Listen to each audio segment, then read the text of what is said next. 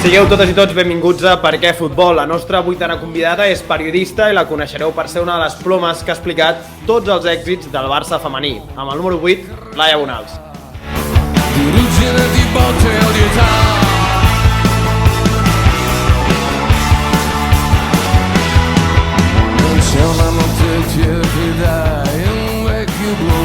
Hola Laia, benvinguda a Per què Futbol, el podcast que reivindica les baixes passions, un podcast fet amb la col·laboració del Diari de Barcelona. A la Laia la coneixereu per haver-la llegit al diari Ara explicant l'arribada de l'èlit del Barça femení i també explicant tot allò que passa al món del motor. Feta ja la presentació, ara sí. Benvinguda Laia, com estàs? Hola, què tal? Com estàs? Com va? No, jo bé, tu? Bé? Bé, vaig fent, bé. Tot bé. Anar fent, exacte. Bueno, és el més important al final. Doncs realment, ho hem comentat fora de càmeres, em feia molta il·lusió poder compartir aquest espai, no, amb tu per poder parlar de tot això que ens ve ara, així que res, sense més preàmbuls. Si l'haguessis d'explicar a algú què significa el futbol per tu, com l'explicaries?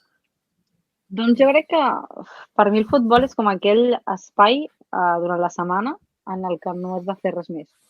Vull dir, jo me'n recordo quan era més petita que m'esperava el cap de setmana perquè jugava al Barça o tocava un partit important, jo que sé, a la Premier, i era com, t'ho apuntaves a l'agenda, saps? Era com, tinc classe i després tinc el partit de futbol per veure dissabte a les 6. Doncs per mi és això, és aquell moment de felicitat. Jo porto tatuat, se'm sonarà molt fric, porto tatuat un 90, perquè per mi, durant els 90 minuts d'un partit de futbol, si no hi ha pròrroga, pots viure totes les emocions possibles. Pots plorar, pots riure, et pots voler tirar per la finestra. Llavors, per mi és això, són totes les emocions recollides en un temps, posem-ne 90, i és aquest espai de passar-t'ho bé o de patir, però té aquests colors, té aquest sentiment de pertinença, i crec que és això, és quelcom inexplicable que tots volem explicar i no hi ha manera mai de posar-li un límit perquè sempre acaba sobrepassant per alguna banda. Sens dubte, realment, molt bona sacada inicial. Jo crec que és això, crec que tots intentem quan algú ens ho pregunta, no? Per això també us faig la pregunta a tots els que veniu. Realment és com difícil d'explicar perquè hi ha tantes emocions, és una cosa tan emocional que posar-ho en paraules moltes vegades és difícil, però bueno, jo crec que ho has explicat de forma genial i em sembla molt interessant el del tatuatge. Però parlant de felicitat, aquestes últimes setmanes al Camp Nou ha passat una cosa, o sigui, bueno, sí, dos rècords del món han passat en el Camp Nou, per qui hagi viscut fora d'aquest món. El Barça femení va trencar el rècord d'assistència als quarts de final de la Champions contra el Madrid. Ara no em sortirà el número, més el tinc apuntat, però el tinc cap baix, 91.553 contra el Madrid. I 2 setmanes després va decidir tornar a trencar el rècord contra el Wolfsburg a les semifinals, també amb... Et saps el número exacte? 91.648. Que es diu ràpid. Llavors, sí. Què significa aquests 2 rècords que ha batut el Barça? Crec que no som conscients de tot el que significa. Estar en el camp i veure com estava ple i pensar que tota aquesta gent ve per elles, les venen a veure, de veritat, aquesta gent crec que creu o està començant a creure o ja ha consolidat la idea de que el futbol femení es mereix un espai, es mereix aquest espai i elles s'han guanyat i tenen el dret de jugar i d'omplir un estadi com és el Camp Nou, que no hi ha un altre igual en el món. I és això, significa tantes coses que òbviament, el més important és que tenen un lloc i la gent ja no pot dir això de no, és que el futbol femení no ven. Ho sento, però 91.000 raons tens a sobre per veure com sí que ven. Com que un club hi aposta, funciona. Llavors, la principal lliçó és aquesta, que el futbol femení ha vingut per quedar-se. I això no és flor d'un dia i això la temporada que ve tornarà a passar, si tornen a obrir el Camp Nou. Tant de bo, realment, des de la llunyania, veure com el Camp Nou es veia, no diré l'ideal Eintracht perquè és una broma fàcil, però com s'ha vist aquests dies en partits del Barça masculí, el Camp Nou, i com s'ha vist aquests grans esdeveniments del femení, és que realment és com que fins i tot la massa social és diferent i tot, no? O sigui, hi ha com una altra vibra, una altra manera d'entendre el futbol una mica més, jo crec, romàntica i crec que algun cop ho hem parlat, que el futbol femení que ens porta una mica aquest romanticisme que amb el futbol masculí hem anat perdent per com s'ha convertit tot. Sí, jo crec que si li treus al futbol masculí les coses que no ens agraden, queda bastant la base del que és el futbol femení ara mateix, perquè són aquests valors, aquestes famílies amb els 4 nens o amb els 3 nens, que la nena porta la samarreta d'Alexia i el nen porta la samarreta d'Aitana. És aquesta tendresa, és aquests valors que estan innats en el futbol femení que crec que el masculí, per desgràcia, ha anat perdent, que també és, entre cometes, culpa i una desgràcia per tot el que és la comercialització i la globalització d'aquest futbol masculí. Però el femení encara és aquest reducte que aguanta i manté aquest romanticisme i aquest amor per la pilota.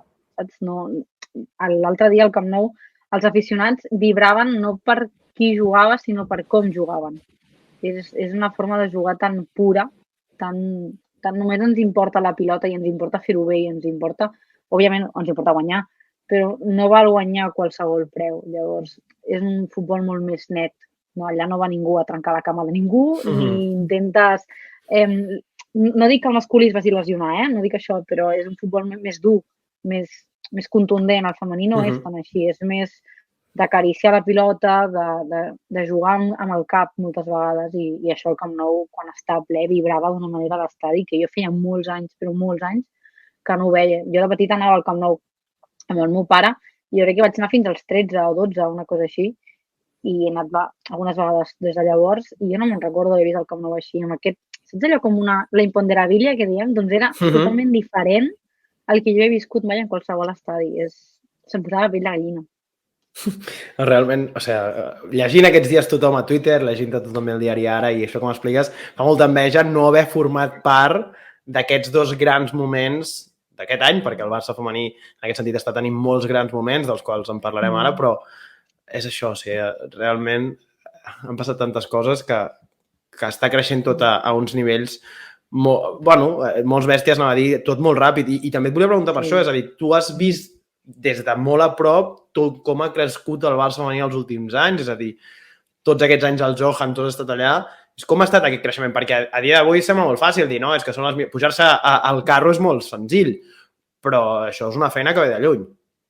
Sí, al cap i a la fi, sembla que sigui poc temps, però són 10 anys o una mica més que el Barça va apostar de veritat per l'equip i el canvi ha sigut estratosfèric. Sí que és cert que fa 2 temporades, 3, jo crec que, tothom sabem que el punt és Budapest, a partir de Budapest tot canvia. 4, 5 anys, 4, és que no fa tant i has quedat el millor equip del món i ho són el millor equip del món, tens les millors jugadores del món, tens el millor staff del món i ets el millor club en aquest sentit. Llavors, ostres, donem-li la volada que té, perquè és molt fort el que s'ha aconseguit en tan poc temps. L'aposta, òbviament, va ser del club en el seu moment, amb Maria Teixidor, amb Jordi Mestre, amb Bartomeu, que van decidir que de veritat era l'hora d'apostar i es van crear el projecte com a propi, com a seu, i van impulsar aquest equip. Però sense que cada jugador hagués fet el sacrifici que va fer, sense que l'estaf fes el sacrifici, sense Xavi Llorens, per exemple, com a figura hiperclau d'aquest equip, això no hagués passat. Llavors, és una suma de molts petits esforços que han fet que aquest equip hagi aixecat una Champions i sembla que aquesta temporada n'ha d'aixecar la segona. És que és molt fort. Esperem. Però clar, i en relació a això que m'expliques, jo tinc la sensació que el Barça ha creat aquests nous referents, ha fet aquest canvi de paradigma, però potser només el Barça, potser, és a dir, a la Lliga espanyola a dia d'avui continua havent molta distància entre els clubs. És a dir, al final és molt fàcil, tornem a posar-se al carro del Barça perquè és qui està aglutinant tots els èxits, però la realitat del futbol femení espanyol quina és? Sí que és cert que el Barça no té cap rival, ni a la Lliga, ni a la Champions, ni a la Copa, ni a cap competició. Però des que va entrar el Real Madrid s'està començant a gestar un altre equip o un altre moviment que intenta arribar al punt que està el Barça. Fa uns anys sí que era impensable això, però aquest any, per exemple, hem vist una Real Societat magnífica, amb una feina de Natàlia Roy i de les seves jugadores meravellosa. El Madrid està fent passos de gegant superràpids per poder-se posar a un nivell. Vull dir, òbviament el Barça està a un nivell per sobre del que és la resta de la Lliga. Això no hi ha comparació, si no guanyes la Lliga sense perdre cap partit amb tantíssimes jornades perquè acabi la competició. Però hi ha projectes que s'estan creant o que estan començant a evolucionar i a caminar per arribar a ser el que està sent el Barça o intentar arribar a competir-li de tu a tu perquè això és una cosa que el Barça no té a la Lliga, que és un competidor directe. Sí que pots trobar-te al Madrid de tant en quant, que et pots fer la guitza, com va passar l'altre dia a la Champions, però et passa a la Champions. A la Lliga no va gustar tant. Són situacions més complicades i la Lliga sí que és cert que no té aquesta competitivitat o aquesta rivalitat tan aferrissada que li pot produir al Barça aquesta necessitat d'anar sempre al 100%. Saps? Sempre, jo me'n recordo la temporada passada, Lluís Cortés era molt passat, sempre deia la frase de per quan ho necessitem. I les feia córrer i havia implantat en aquest vestidor la idea de que sempre s'havia d'anar al 100% en qualsevol moment. I arriba un punt en què és molt complicat. Quan tu saps que en un partit sortiràs i guanyaràs, i només has de saber si guanyaràs de 10, de 9 o tindràs un mal dia i guanyaràs de 6, és molt complicat que les jugadores el mantinguin a aquest nivell. I aquesta temporada s'està seguint, amb Jonathan, que també està fent una bona feina. Per tant, el Barça està molt per sobre de la resta, però ara hi ha projectes que sí que estan intentant arribar a un punt en què puguin fer-li pessigolment. Llavors, en relació a tot això que m'estàs dient, també una de les sensacions és que potser les federacions pertinents o les televisions, que és on hi ha realment qui mou els diners, no s'han acabat de creure ni el Barça ni aquests nous projectes, perquè continua a haver-hi com molts problemes per crear una lliga, per tenir uns drets televisius que tinguin sentit, almenys des de fora, potser l'ull menys expert, així és com la vista que se'n pot tenir. Sí que és cert que està costant molt i en teoria hauria de ser més fàcil. Tots esperàvem que quan el CSD va sortir l'any passat dient hi haurà lliga professional, tot fos molt més ràpid. I estem a punt d'acabar la temporada i no hi ha lliga professional encara. Vull dir, queden tantes coses, no hi ha presidenta, no hi ha res, no hi ha ni procés electoral. Llavors, sí que sembla des de fora que no s'estan fent coses. Però jo el que et puc dir que de la gent que conec del mundillo, els sindicats o les precandidates o gent de la federació, la gent s'està intentant moure per poder crear el projecte ja i perquè això comenci a funcionar. Però és molt difícil, perquè has de posar d'acord a molts clubs que tenen realitats molt diferents. I això és el que va passar, per exemple, amb els estatuts, que hi ha clubs que no els hi pots demanar que tinguin les mateixes condicions si no els hi dones els mateixos recursos per poder-los tenir. Llavors, és com un peix que es mossega la cua. El tema dels drets audiovisuals és un element a tenir molt en compte en els mínims que els hi demanes als clubs, perquè són els diners que acabaran rebent. Llavors, si no tens uns... Ara mateix no hi ha uns drets comuns televisius. No tots els equips es poden vendre en un mateix pack. Tu no pots vendre la Primera Iberdrola, toma, televisa-la sencera. No pots fer això, perquè no tots els equips estan en un mateix pack. I això ja és un problema. Llavors, crear una lliga implica que això s'ha de solucionar, perquè si no, on es veurà la lliga? Saps? Hi ha com moltes coses a fer que necessiten un temps. Necessiten unes negociacions, necessita que la gent s'assegui, que parli, que la gent s'assegui i parli i estigui convençuda, això també és molt important. Llavors, clar, s'han de fer moltes coses d'una lliga que no és gens professional ara mateix, perquè hi ha equips com el Rayo Vallecano que, bueno, tot i que ara hagi baixat a segona, estaven aquí. Llavors, ostres, és que és un camí molt llarg, que el volem que sigui ràpid perquè necessitem que sigui ràpid, perquè elles es mereixen que sigui ràpid, però no és gens fàcil i està costant molt. I hi ha moltes parts implicades i, clar, quantes més gent s'ha de seure a la taula a negociar, més complicat és, ho sabem sempre. I per això t'ho deia, tinc la sensació que qui segueix el Barça o que, sí, qui només li interessa potser el Barça femení, com perquè està introduint-se al futbol femení o perquè només li interessa el Barça, veure el Barça és molt fàcil perquè si ets soci de Barça TV pots veure tots els partits, però que la realitat no és aquesta per tothom, saps? I que és això, i que realment tot està molt lluny i això, seguir el Barça és molt fàcil, però potser que els altres clubs o les altres regions o els altres territoris tinguin tantes facilitats com per veure el seu equip no és tan senzill, així que, bueno, aquí shout-out a que espavili tothom una mica, que és difícil, és evident, és el que deies, però és trist, no?, que un club estigui creixent tant en una realitat tan desigual. Sí, aquesta temporada, sí. No, aquesta temporada ens ha passat que hi ha hagut partits en què no hem pogut veure el Barça. I és com no estàs podent veure el campió d'Europa, un moment. I no pots veure perquè en l'estadi de l'altre equip no està preparat, o no hi ha les càmeres, o no es pot posar a la tele, o saps, 25.000 coses tècniques que això s'ha de solucionar. Perquè és que si no, no podràs emetre la Lliga enlloc i no pot ser que un aficionat de qualsevol lloc del món no pugui veure el campió d'Europa, perquè llavors no estàs venent el producte com l'has de vendre, perquè tothom es segueixi enganxant i creïs nous aficionats i creïs gent que es creu aquest projecte i es creu el futbol femení. Llavors, és que el que et deia abans, és un peix que et mossega la cua. Si no hi ha una cosa, no hi ha l'altra, llavors tot se'n va pena pel sac. Sí. I és això. I sembla mentida que tenint la realitat que té el Barça, estigui en aquest atzucac, no? Col·locat aquí. I en relació a això també, que parlaves el campió d'Europa, no el puguis veure, vull també entrar com el tema del reconeixement internacional.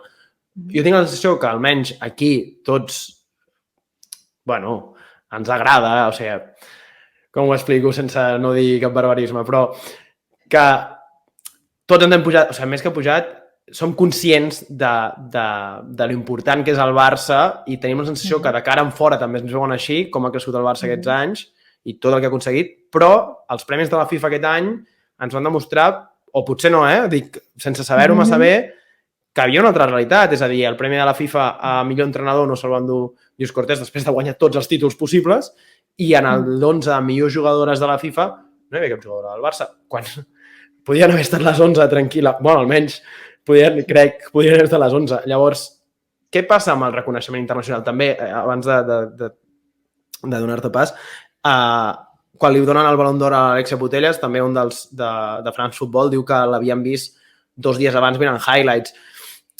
Ostres, o sigui, potser no hi ha tant reconeixement internacional com pensàvem?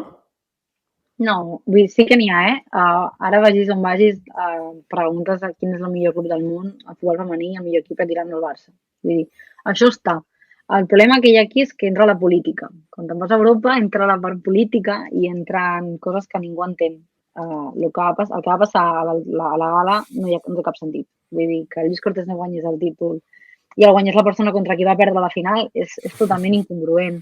És que no hi ha per on agafar-ho, que a les 11 jugadores no hi hagués cap jugadora del Barça, no té sentit. Però igual que no té sentit que a la llista del Ballon d'Or no estigués Aitana, no estigués Greia. Vull dir, quan te'n vas a Europa, i sempre ho hem dit, els premis individuals hi ha aquesta trampa. Hi ha política que interfereix en el que és la pilota i el que és el futbol. Però reconeixement a fora n'hi ha. Reconeixement al que ha fet el Barça hi ha. I ho hem vist també quan s'han omplert els Camp Nous. Vull dir, la gent ha al·lucinat. Jo recordo els dies abans del segon Camp Nou amb el Wolfsburg i la compte oficial del club piulava que estava al·lucinant de que s'haguessin vengut les entrades, de que la gent hi anés... O sigui, ells crec que han omplert 12.000 persones. Vull dir, que ja és moltíssim, Però, clar, venint aquí i diuen, vale, és que anirem a un estadi on hi ha 90.000, 92.000, 89, 70... La feina que està fent el Barça s'està veient arreu del món i molts clubs la volen imitar. L'Olímpic de Lió s'està posant les piles també, que és un dels grans d'Europa, el PSG, a la Premier, la competició està a anys llum d'organització que el que està aquí. Llavors, ostres, la gent està fent la feina, s'està començant a moure i, òbviament, un dels motors que hi hagi aquest canvi és el Barça. Perquè si el Barça no hagués fet aquest canvi de xip, aquest canvi de paradigma que deies abans, això possiblement no estigués passant perquè seria una realitat totalment diferent en la que l'Olímpic de Lió seguiria guanyant i tothom li hauria perdut la gràcia, hauria perdut l'interès, no s'hagués enganxat aquesta gent. I no és perquè siguem aquí a Barcelona i tal, però el Barça és un motor social, sempre ho ha sigut. Ja no només importa el futbol, o sigui, el més que un club hauria de ser una realitat i ho intenta ser. Llavors, el femení és el gran exemple de que el Barça és més que un club, perquè no només ens interessa el primer equip masculí, que és el que ens dona els grans calés. També ens interessa crear un equip femení que ara ens està donant un nom, perquè quan tot va malament elles funcionen. I ostres, vas passejant el nom del Barça pel món com a campiones d'Europa, com el millor joc possible, amb la millor jugadora del món, amb la millor plantilla, encara que després els premis posin els noms que volen, ells a les llistes. Jo crec que no hi ha dubte de que hi ha jugadores que no hi eren en aquella llista i que són millors que les que sí que hi eren. Per tant, a Europa jo crec que una cosa són els aficionats i la gent de futbol femení i l'altra cosa és aquell senyor que no s'havia vist Alexia fins a 2 dies abans, perquè aquell senyor no té perdó. Sí, va ser bastant escandalós. Però sí, no, pel que dius això, el Barça fa una dècada recollia les llavors d'anys de feina amb aquell podi de la pilota d'or amb Messi, Xavi i Iniesta, i ara podríem dir que el que està rebent... els premis que està rebent són conseqüència d'aquesta llavor que va plantar fa 10 anys i que ara està donant tots aquells èxits. Així que, explicada ja la baixa passió a la Laia, fem un viatge en el temps i obrim el bagul dels records.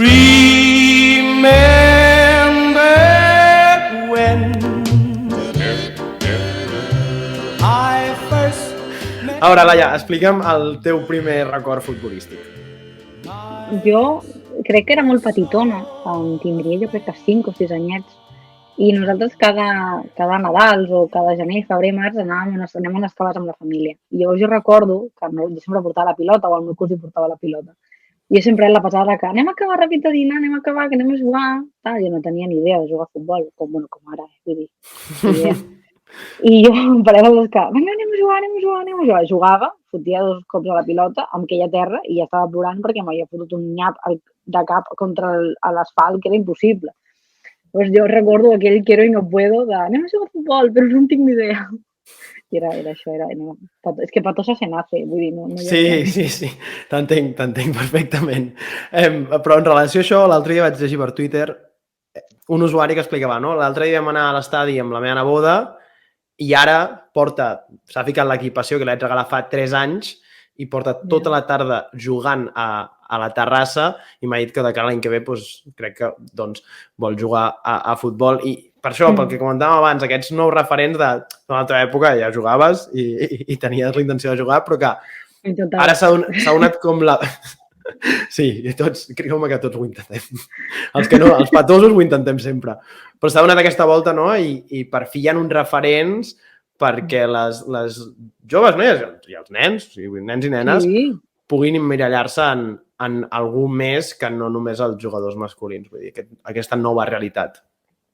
Totalment, i a més, ostres, és superxulo veure com nois i noies portant la samarreta d'Alexia Aitana, perquè el que ho deien les jugadores, crec que era la prèvia o unes entrevistes prèvies que fan sempre en els partits, que estava superbé que els nois també les tinguessin elles de referents, perquè només les noies les podien tenir de referents. Sí, jo quan era petita tenia un noi de referent, perquè ells no poden tenir-les a elles. I, ostres, no sé, una de les fotos del primer Camp Nou va ser aquell nen agafat a la barana amb la samarreta d'Alexia i dius, ostres, que bé. I estem obrint una frontera, estem obrint aquí un espai en el que elles també són un lloc on unes persones en qui emmirallar-se i en qui creure i en qui voler assemblar-se. Vull dir, jo crec que voler-se assemblar i tant en un matí és un bon èxit, o sigui, és un bon destí a la vida, vull dir, ojalà. Sí, perquè al final estem parlant de futbol, o sigui, si ens quedem en lo purament material, és les skills, és el talent, vull dir, això, siguis home o dona, el talent es veu i voler-lo imitar, doncs, en aquest sentit, no té gènere. En relació a això també, doncs, ara passem a un record més dolç, et pregunto pel millor record i em vas dir que era la final de Göteborg. Sí, que a més va ser, la temporada passada va ser espectacular, viure-la paral·lelament amb elles, creixent a nivell professional també va ser molt maco i poder anar a Göteborg, viure allò, viure una final de la Champions i va anar com va anar, que jo recordo que estàvem dels periodistes abans xerrant abans que comencés la final, perquè clar, estàs 2 hores abans de l'estadi, acabes parlant amb directius, acabes parlant entre tots i tots deien, buah, serà supercomplicat, buah, jo no sé, ja tinc pensat ja la crònica, ara començaré, en plan la lucha, costa arribar fins aquí i al minut 2 gol i tu, bueno, pues no estic entenent res del que està passant. I el segon i el tercer, i veies aquella superioritat. Jo recordo estar al costat de la Edurne Concejo, de la Vanguardia, i ens miràvem així, com, no pot estar passant. On està la càmera? Saps? És impossible. I, bueno, allò va ser, quan es acaba el partit, amb les jugadores, de Pujol Lluís, també, a parlar amb nosaltres, va ser com, jo crec que és el millor moment de la meva vida relacionat amb el futbol, és que és aquell. Va ser felicitat màxima, ja no només, sonarà una idea, ja no només per mi, sinó perquè les veia elles i dic, han aconseguit un somni que ni sabien que tenien quan eren petits. Sí, no, clar, perquè segurament per moltes d'elles, i crec que ho ha explicat això, l'Alexia, que ha sigut la gran portaveu aquests últims mesos de tot això que segurament és això, molts en cap somni haguessis pensat en jugar al Camp Nou, saps? Potser al jugar al Camp Nou sí que ho somiaves, però tot això que estan aconseguint era impensable. Podies somiar, però no pensar que era possible, saps? Perquè no hi havia ningú. Sí, és el que sempre diem el periodisme de que si no ho veus, no existeix. Si no ho expliques, no existeix. Clar, és que no hi havia ningú que hagués jugat al Camp Nou en unes condicions com a futbolista, saps? Que com, uau, es pot. I és com, mira, doncs sí, 91.000 persones, 2 cops t'han dit que sí que es pot. Mira. I ara ja anem l'omplint, saps?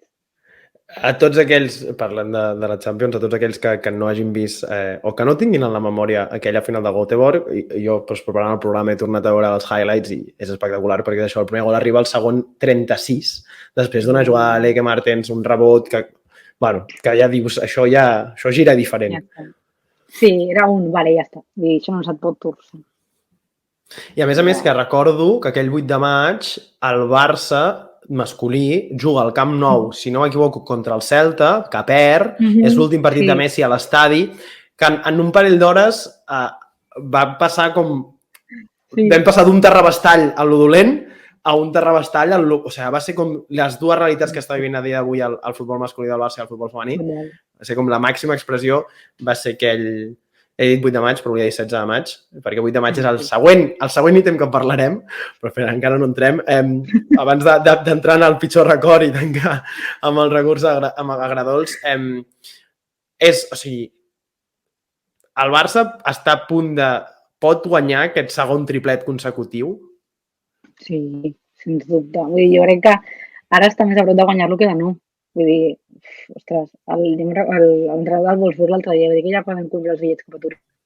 Sí, l'entrenador del Wolfsburg et diu, vinga, estirant.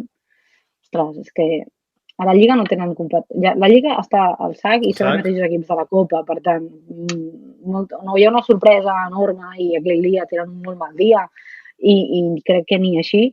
Ostres, jo veig el segon triplet molt a tocar i no volia ser jo aquí gafe ni estic tocant fusta. Tocant fusta. Sisplau, però, home, estaria molt bé, no?, que fessin un segon triplet i jo ho veig bastant possible.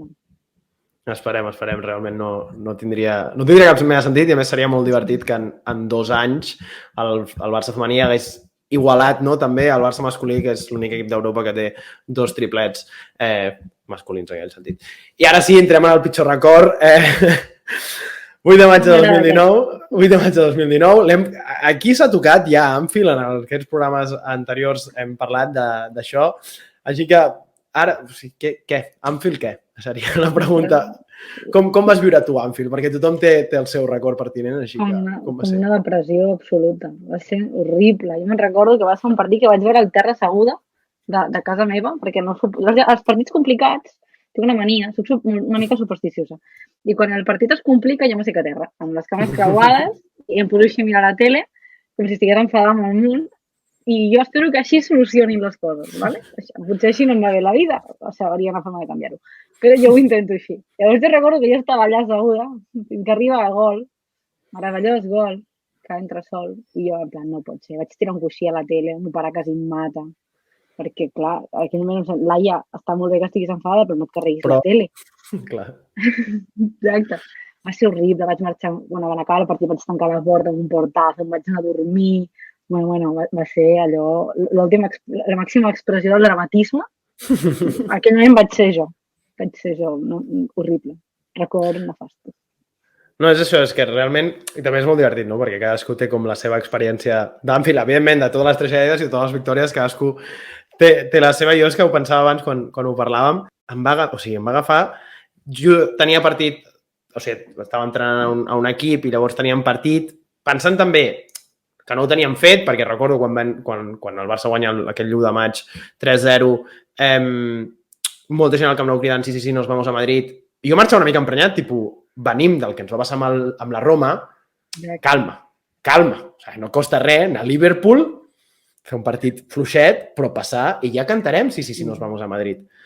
I la sensació de dir, bueno, doncs, aquest partit, jo tenia aquell partit amb el meu equip, amb el Tau, i de dir, bueno, ja ho aixecarem, a la segona part arribem, veiem el final del partit i tal. I recordo arribar pel gol d'Origi i no entendre, realment no entendre. O sigui, què? Sí, és que no prenem. Jo crec que el resum és no prenem. I el que em dóna la sensació... Ho he de repetir. Exacte, no, sens dubte. I el que em dóna la sensació ara amb el temps és que tinc la sensació que han passat molts anys. I res, 2019, també que ha hagut la pandèmia per mig, però que queda molt lluny Liverpool. I també perquè molts dels jugadors ja no hi són, crec. Sí, jo també crec que és per això, però sí que és cert que a mi em queda molt lluny, també. Mentalment, hem viscut moltes coses entre mig. Òbviament, la pandèmia crec que ens fa com sumar 5 anys més de vida que no hem viscut. Però, ostres, sí que queda lluny. Millor, eh? No, sí. Mentre no repeteixi ja em sembla estupend. Tant de bo. Sí, bueno, primer el Barça haurà de consolidar la plaça europea de Champions per poder disputar la competició i a veure si l'any que ve arriba a les semifinals i pot seguir el camí que està fent el Barça femení. Així que amb això, amb aquest record agradolç, però esperant que el Barça femení pugui endur-se la Champions i tancar aquest triplet magnífic, que seria espectacular, un segon triplet. Laia, moltes gràcies pel teu temps. Espero que exposant aquí la teva passió pel futbol t'ho hagis passat bé. Sí, no? Moltes gràcies. Sí, perfecte. superguai. Doncs per mi ha estat un autèntic plaer, així que ja és hora de posar punt i final al 8è episodi de Per què Futbol. Ara és el vostre moment, no sabeu com funciona això, ja fan uns quants episodis. Hem fet 4 preguntes així més globals a la Laia i ens les podeu comentar a @perquefutbol a Twitter, a Instagram, també ens podeu trobar a YouTube, així com a iVoox, Spotify, Apple Podcast i també a les xarxes del Diari de Barcelona. Gràcies a la Laia per venir i sobretot a tu per escoltar-nos. No ho oblideu, estimeu les vostres baixes passions i ens veiem ben aviat. Adéu! It's not appropriate.